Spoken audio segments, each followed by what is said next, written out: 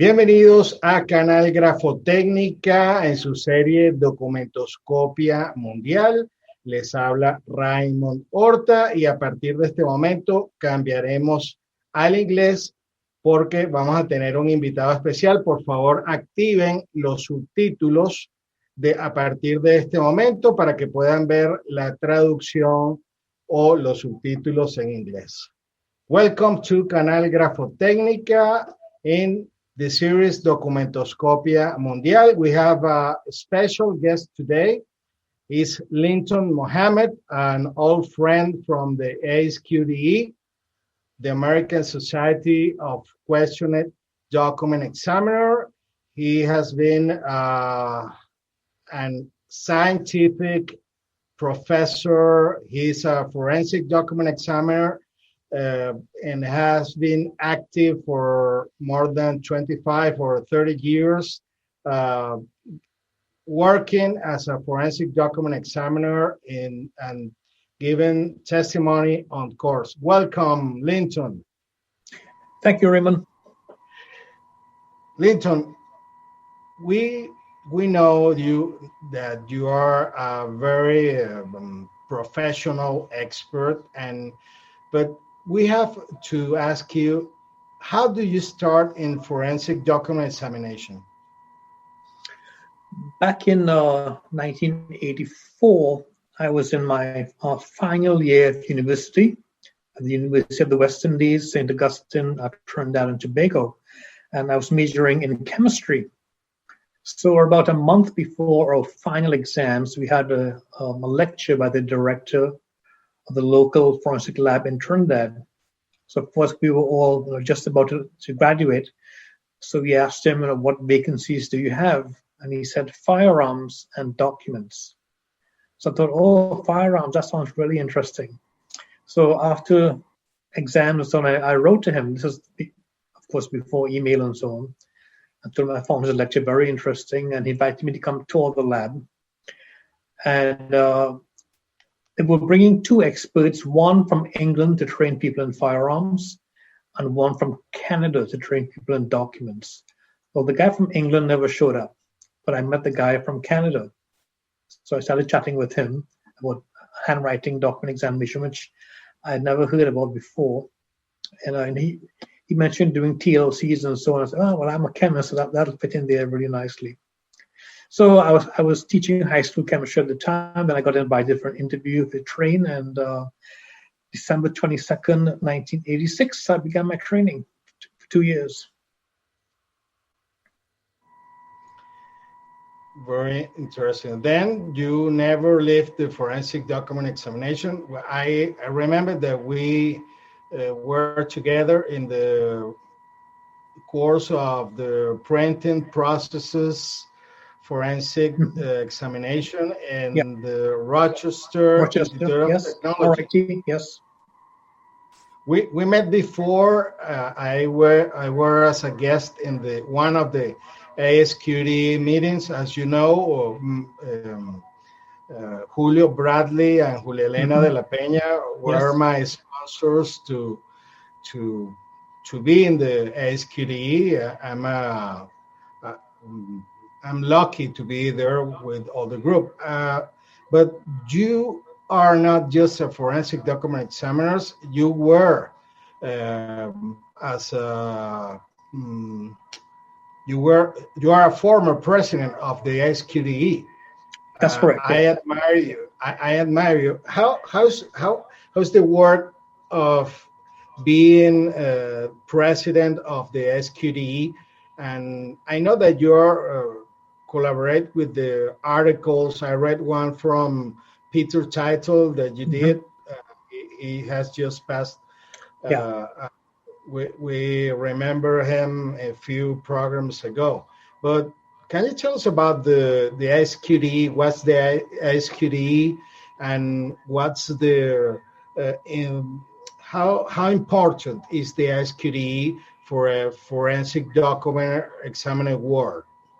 So the ASQDE was formed in 1942. I think it's one of the oldest document examination societies around there. It's considered to be by many people, the premier society for document examiners worldwide. It is a membership society, and it has very strict membership requirements. Unless you're a corresponding member, if you live outside the US and Canada, for membership, you have to write an examination, a written examination. Then you have to do 5 practical problems, and then you have to go through like a moot court before you can become a member.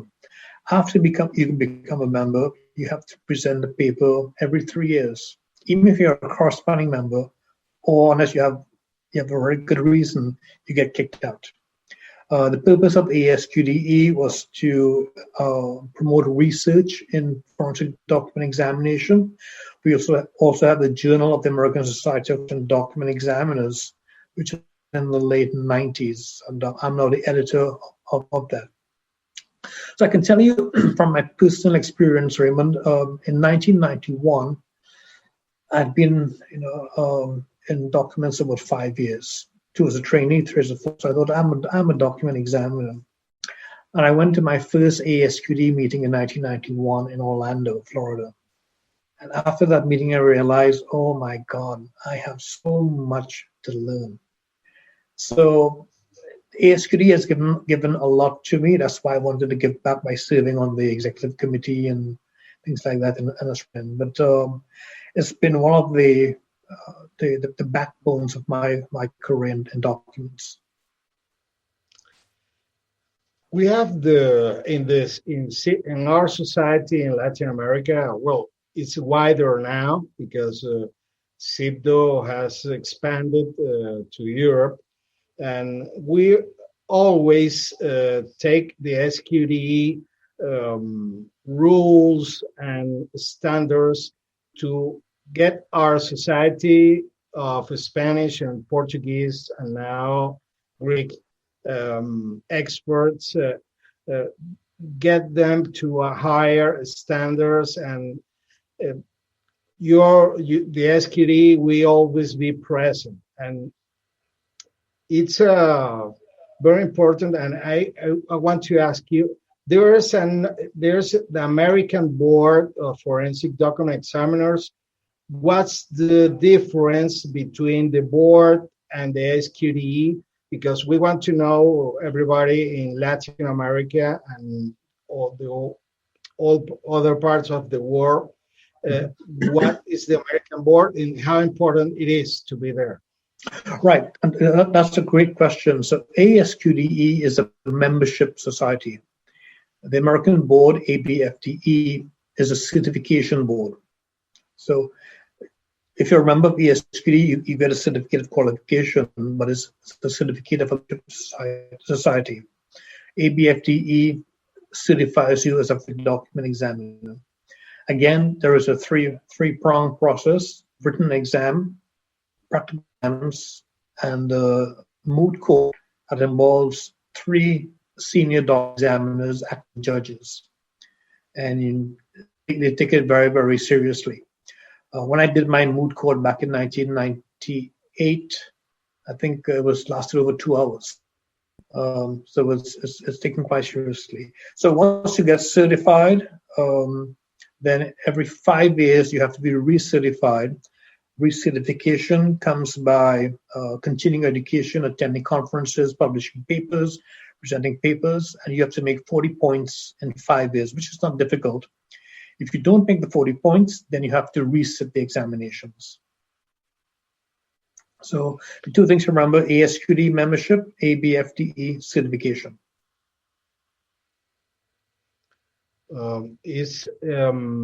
But if I'm not wrong, it's just limited for North American experts, Canada experts, and Mexico.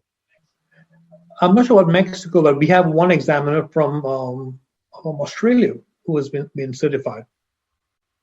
Oh, really? Then yeah. Things have changed. Yeah. Okay. Yes. I mean, things that are global now. You can have a certification on oral board via Zoom, so you can be anywhere in the world. Oh, perfect. And who are the members of the board it's if it's not an association, it's a certification. Who are the members? There are no members. You have a board of directors, and then you have what I call diplomates, people who are certified. And okay. Yeah, there's a membership, there's a certification fee every year. You have to pay, I think it's $300 or $350 a year to maintain a certification. Okay, if you are certified, it doesn't matter. You have to pay. Yeah. Okay, I have because we're trying in this program to share from different parts of the world how the forensic document examination is as a profession. Do you can study forensic document examination in USA, North America? Is there any university? I know you have been a professor, but we want to know how things works if you want to study forensic document examination in North America. Right. So there's no university degree in examination. So you have to find a trainer, getting to a training program. So I taught at Oklahoma State University. They had a graduate course in question documents, which was you could either take the graduate certificate separately, or you can take it as part of a master's program in forensic sciences. I taught two courses in that program. For the past 2 to 3 years, I have not taught because we have no students. No one is signing up for the class because you have to be trained by someone who's recognized. Because what I don't want is someone to just take the class and then say, I'm a document examiner without any real hands-on training. So you have to already be in a training program. There are other universities offer some courses, some training, but not that would make you qualified as an examiner.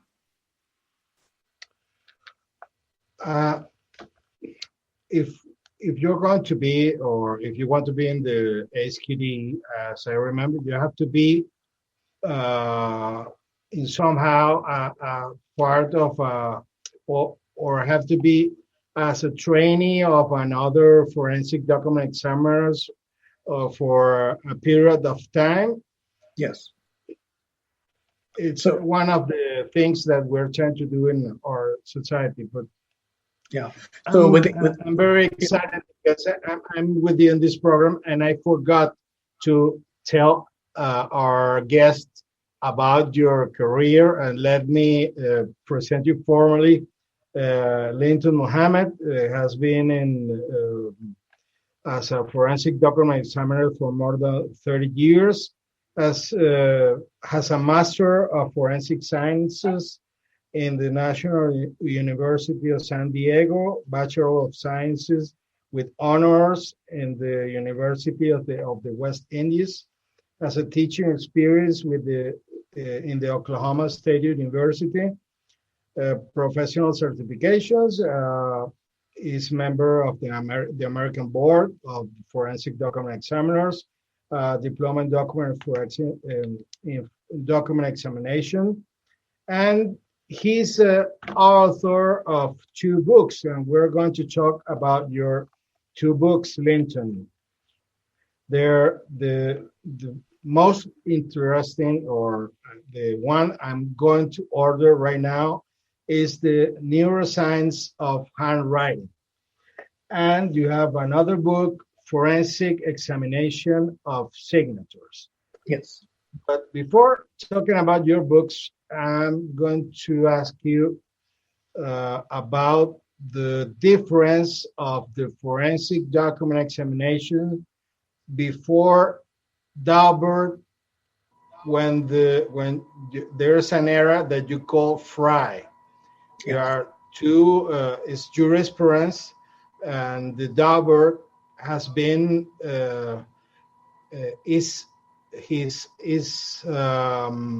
Daubert, it's getting outside the U.S., and the civil procedure of Colombia has adopted the principles of Daubert. I don't know if you knew that. No, I don't know. I don't know that. Didn't know that. That's interesting. I'm going to send you a extract, and you will see that Daubert is present in one of the civil procedures in Latin America, Colombia specifically. Then, how Daubert changed the game for the forensic document examiners? So Fry has been around since 1929, and with Fry, the standard for admissibility is general acceptance. It must be accepted in the community. For example, question documents is one of the sections in the American Academy of Forensic Sciences, which has 11 sections. So that shows it's accepted by the forensic science community. Daubert, on the other hand, I don't know if you're familiar with the works of Karl Popper. He was a very big believer in empirical science. And the Supreme Court of the U.S., in fact, Justice Blackburn, who was the Chief Justice, I think he was a Popper fan, but a lot of it is based on Popper's writings. So, for example, you know that the five Daubert guidelines. There has to be general acceptance. There must be testing. There must be a body of knowledge, and there must be an error rate. And what's the next? GTKPR, and there must be peer review. So you can't bring any novel evidence into a court without going through all those five guidelines. Now, in 1993, Daubert came out, and in 1995, handwriting was the first discipline attacked through Daubert. It was a case called U.S. versus Starzec-Peisel in New York. And I think it involved a will or deed or something like that, signatures. Anyway, they had a Daubert hearing, and the judge ruled, well, handwriting doesn't meet the scientific guide, but it's a technical skill which is allowed under Daubert. And a few years after, there was a case called U.S. versus Kumho, which is the third case in the Daubert trilogy. And in that case, a tire engineer testified in the case, and his Daubert claim against him. And the judge ruled that, yes, he was a technically qualified person, but technical qualifications also came under Daubert. So that raised the bar really high for document examiners and handwriting. And there were a few Daubert challenges to handwriting.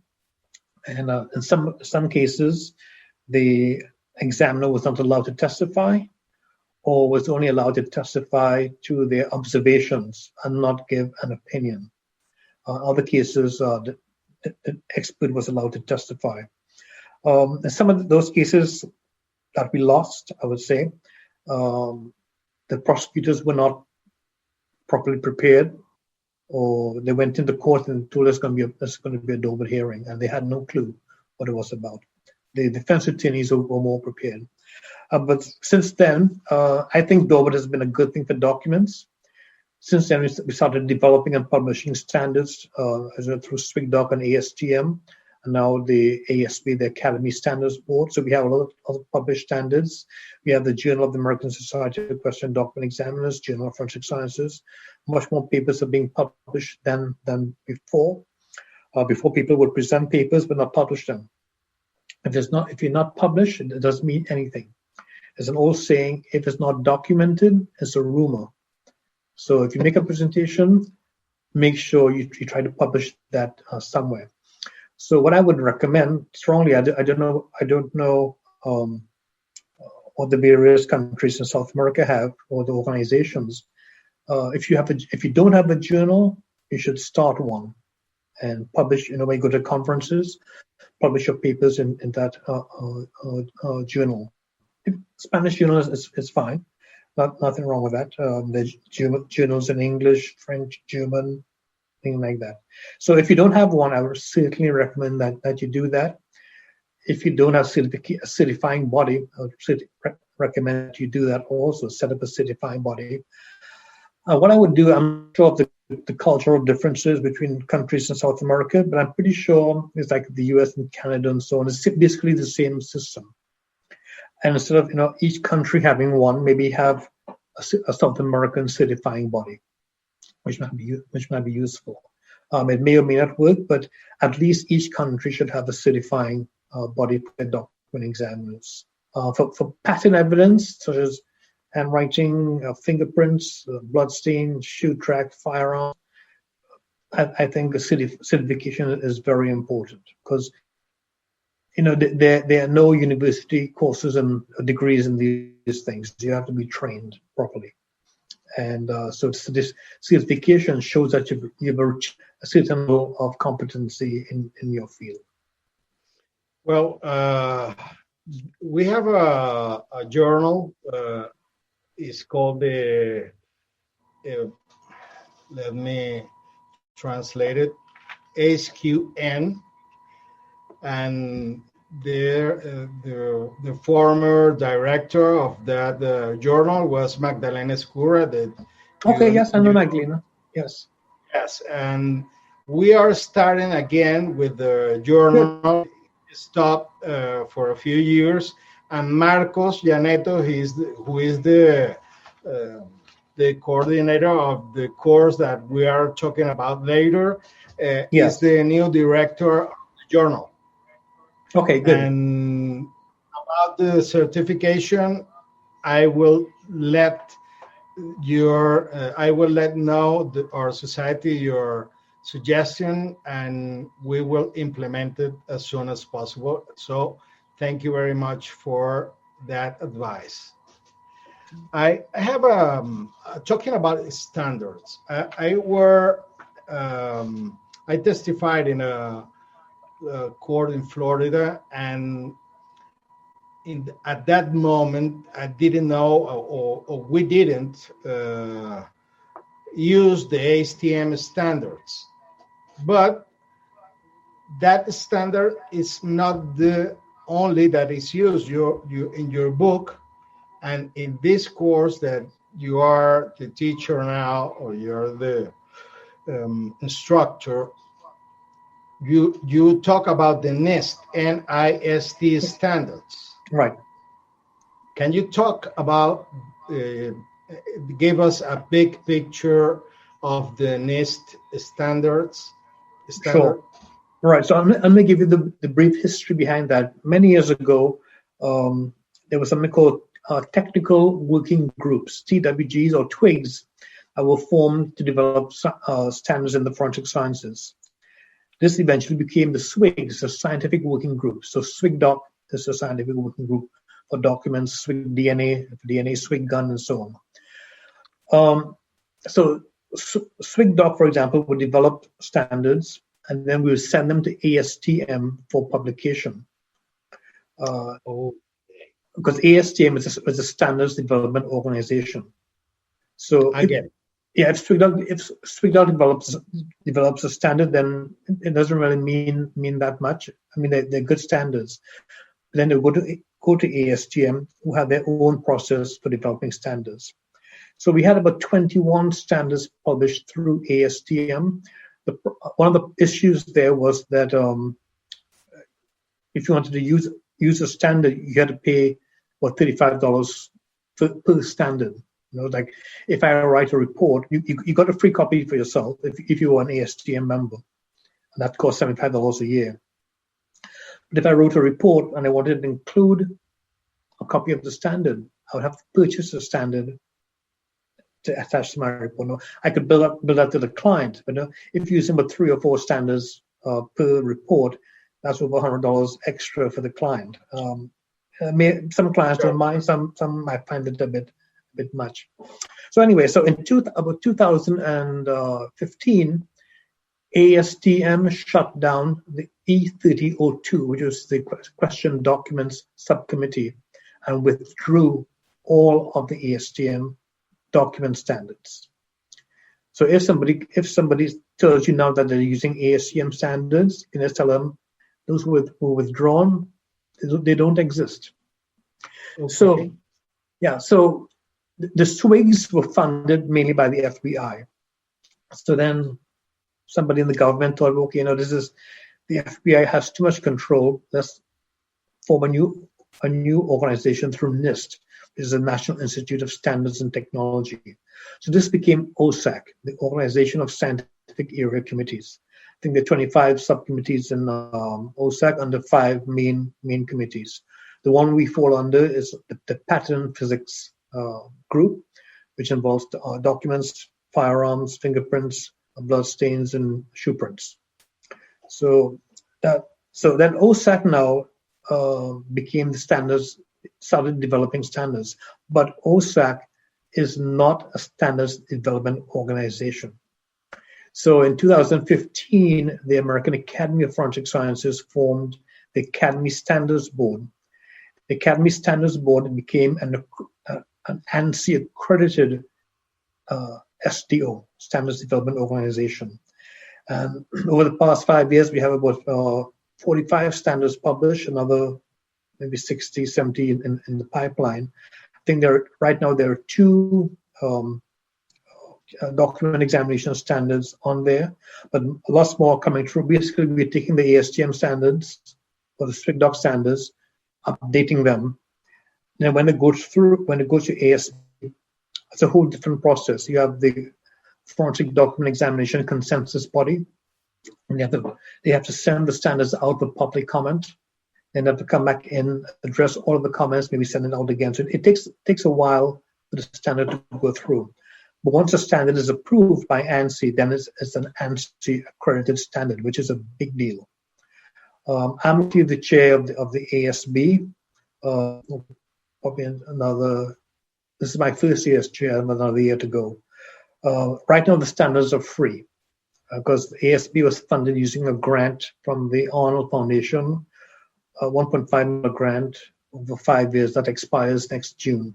So we're looking for more funding, but one of the criteria for the grant was that the standards should be available free of charge to any forensic expert or judge who wants it. So right now, what I would suggest is if you're looking for the standards, go to the SWGDoc website, swgdoc.org. And I think there are about 21 standards that you can download free of charge. And those would not be too dissimilar to the standards that will be coming through ASB. So I would use the SWGDoc standards for now. I use them in my reports right now. And as ASB publishes the standards, I will switch over to the ASB standard. That's just a brief history of standards development in the US. So you have made all the history about the standards, and we appreciate that because we are going to take all that as an example of what we have to do in not just in Latin America. Remember that our society, it's on North America, I mean Mexico. Yeah. And it's very interesting. But I see in your course, it's called, that it's coordinated with Marcos Llaneto. The 3 first classes or themes are related to that standards. I mean, you give the theory and then put it in practice. Are you, what is the course about? Did you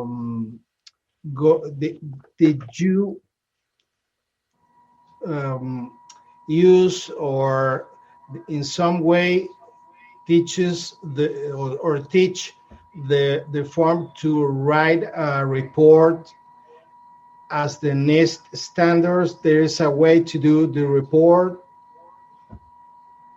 Yeah, so from Marcus's class, Marcus wanted me to talk about the expert working group on human factors in handwriting examination report. So that's how we start that class, and I'm giving some other lectures on neuroscience and things like that you are familiar with. in terms of writing reports and so on, those will be part of the standards. The conclusion standards also one is being reworked and updated at the time, but there are two points of view on the conclusions. One is what we use right now, like a 9-point scale, and the other one is what's called the proposition like decision approach. So the conclusion scale may come down to two different approaches, and you use basically whatever you're more comfortable with and what you can explain. I've been using the 9-point scale for many. I'll keep using, but I can understand why the likelihood ratio scale could be more important in the years to come. We have to talk about the 9-point scale, because as you now know, we don't have such a scale in our system. As you know, when Magdalena and I participate in all those tests about the conclusions, they were 9-point scale, 5-point scales, and then we were somebody called our system the binary system, the yes or no. And now that you have forensic document examiners and you are teaching the 9-point scales, what's your impression about how do you think the member or the course is getting that 9 scale point? It's easy for them. How do you see their acceptance of this kind of proposal or conclusions? Yeah, I'm not sure whether they accept it or not. In fact, I can tell you that one of the developments here in the U.S. is, in the 9-point scale, the top one is identification. Number 1, number 9 is elimination. There's a lot of talk about removing those two. So the highest level will be high probability wrote. When you go to the other side, high probability did not write, probably did not write. Some people like indications, some people don't like indications. And I don't, because I think it could be very easily misinterpreted. So we may have to come down to a 5-point scale. High probability wrote, probably wrote, inconclusive, probably did not write, high probability did not write, because they're saying that the science does not support a stronger conclusion as identification or exclusion. So there's lots of debate about that right now. The other side is saying, well, don't use the word probability at all. Say there's very strong support for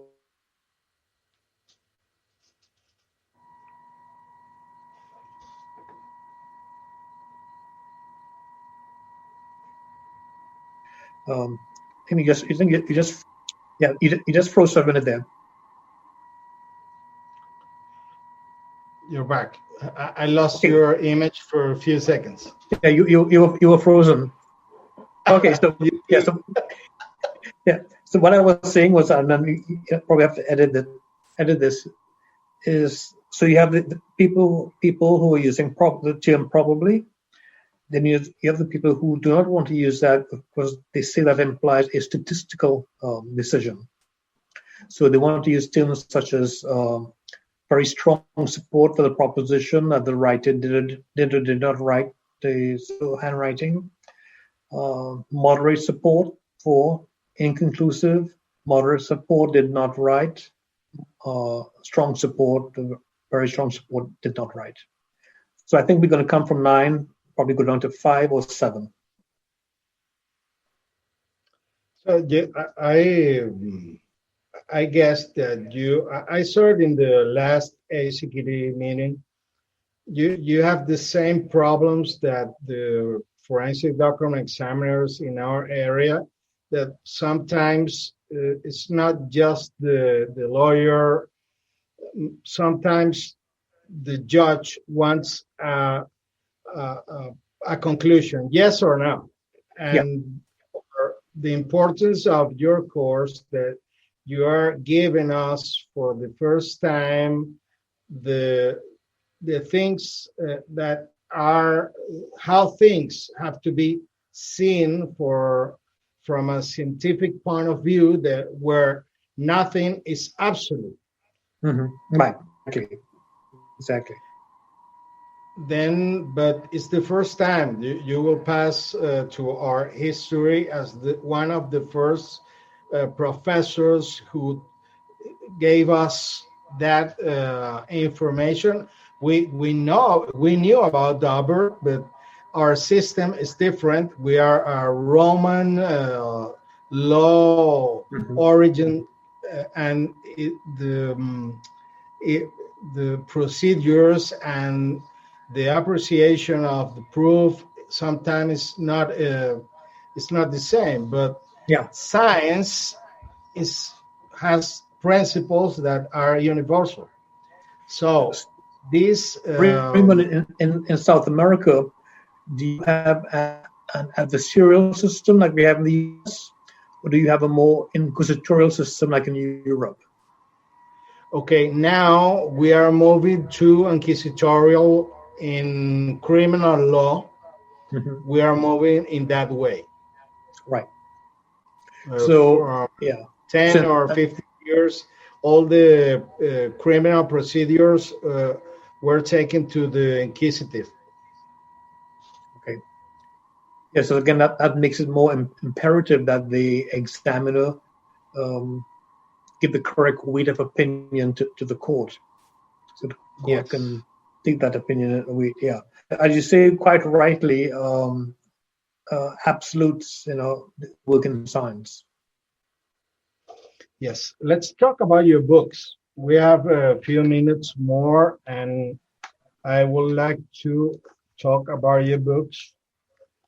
Obviously, as you know, I did a paper which was published in the SQD journal about neuroscience, but it really was a work talking about Luria from Russia, and it was my first contact with neurosciences. Let's talk about this book that you wrote with Michael Caligari. Yes. How was that working? How was that work as a team? If you weren't from the same areas, well, so you are a chemist, but So Professor Caligari is a neuroscientist by training. So when I started doing my PhD with Brian Found and Doug Rogers, using a piece of software called Movilizer, I was having some problems with it. I know the people of America had a class with Hans-Leo Toolings recently. Leo, of course, was the one who developed Movilizer. So I spoke to Hans-Leo, and he said, well, there's this guy at San Diego, who is using Movilizer. And what Mike was using Movilizer for, again, was handwriting. But they were trying to detect if there's any way to predict Parkinson's from handwriting. So he's using Movilizer a lot. So I contacted Mike and told him what I was doing. He was very interested in what I was doing. So we was working together, doing research and so on, about my PhD research. We started giving workshops. And in 2010, I believe, workshop at the American Academy of Forensic Sciences in Seattle. And when we were there, after the workshop, a guy from Springer Publishing came up to us and said, I looked over the contents of your workshop. This would be a really good book. So we hadn't thought about a book before. So okay, we'd sit down. We started putting the book together, and the guy got fired. Springer, I think Springer cut their forensic publishing section. Anyway, we had the manuscript, so we took it to Taylor and Francis, and they published it, which was good. So it was published in 2012. So he and I have continued to do research over the time. In fact, he was just over to my place a couple of weeks ago, and he's retired now. But if the night comes up, he'll still do it.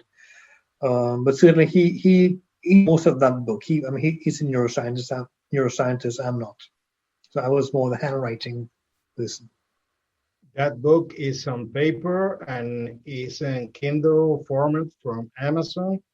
I will share with you, the audience, the links to the Amazon store if you want to buy it. They will be at the end of the video, as the same as the other book, Forensic Examination Signatures. What about this book, Linton? What inspired you? It's where did you point? Is this book useful for lawyers, or it's for forensic document examiners? Tell us about this book. It's useful for my real area of interest in documents since I've started training 34 ago. I really like signature examination. I did my Ph.D. about signature. I've had that interest for a while, and I've done quite a bit of research on signatures.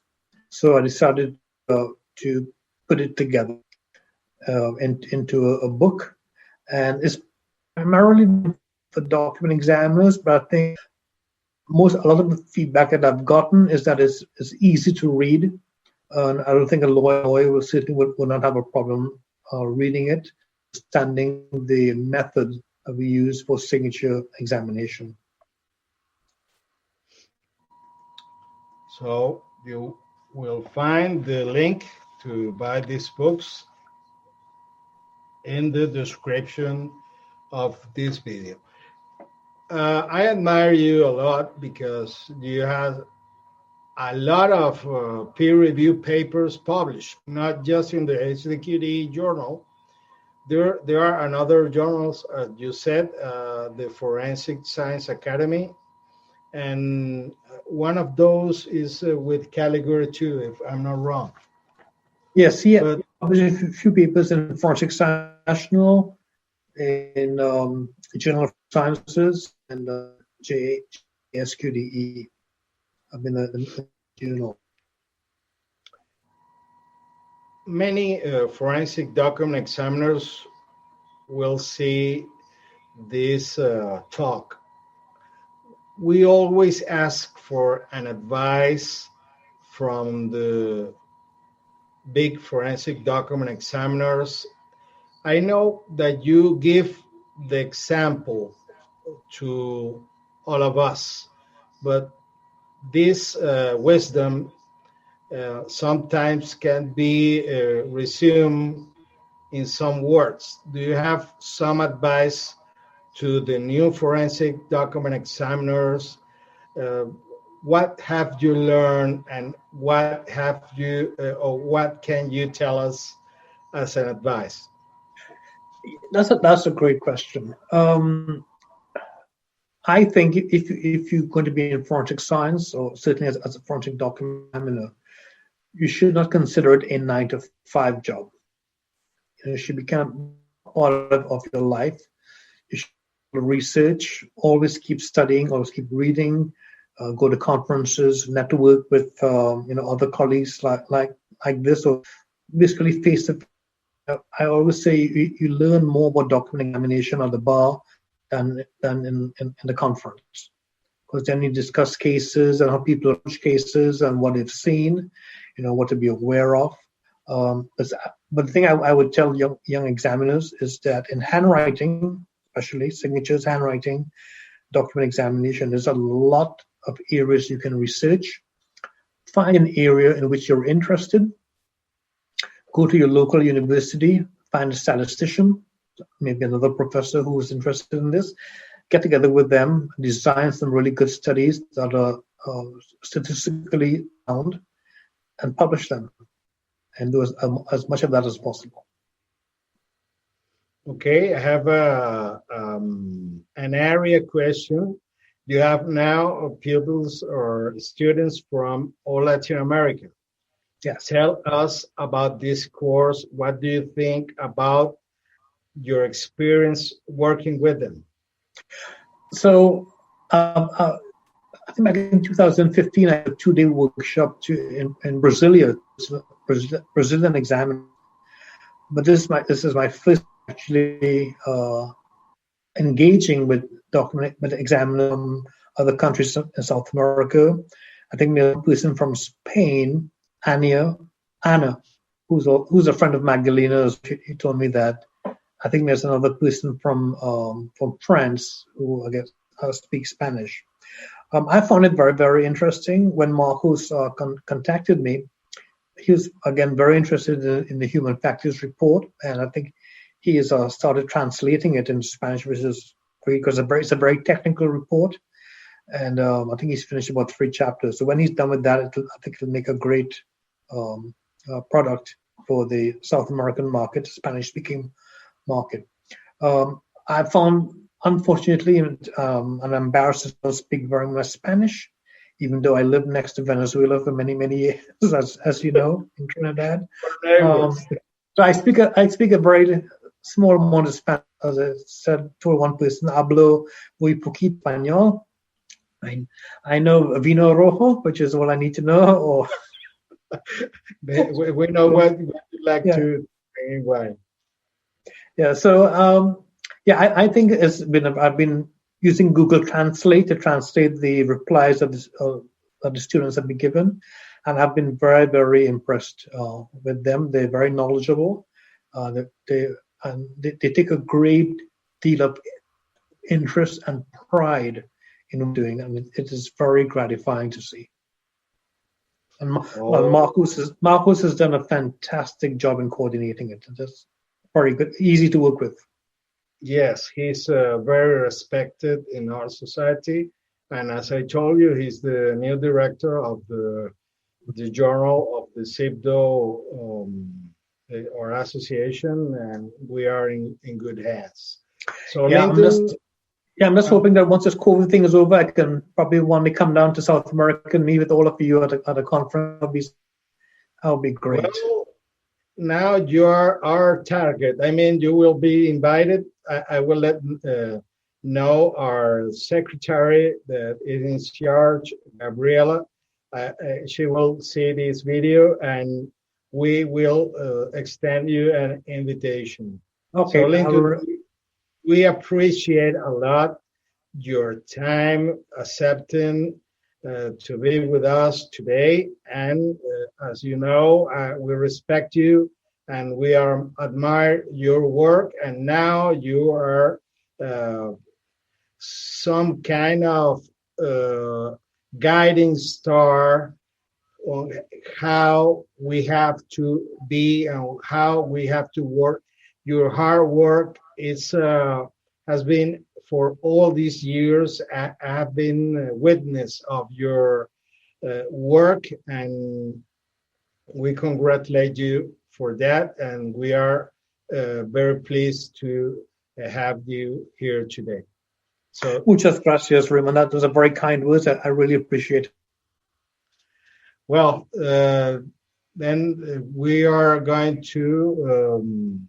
Our next program will be with Raimundo Urcia, and he's from Peru, is a colleague from Peru, and we will be in touch, Linton. Okay. Thank you very much. Yeah. Bye, Raymond. Take care. Stay safe.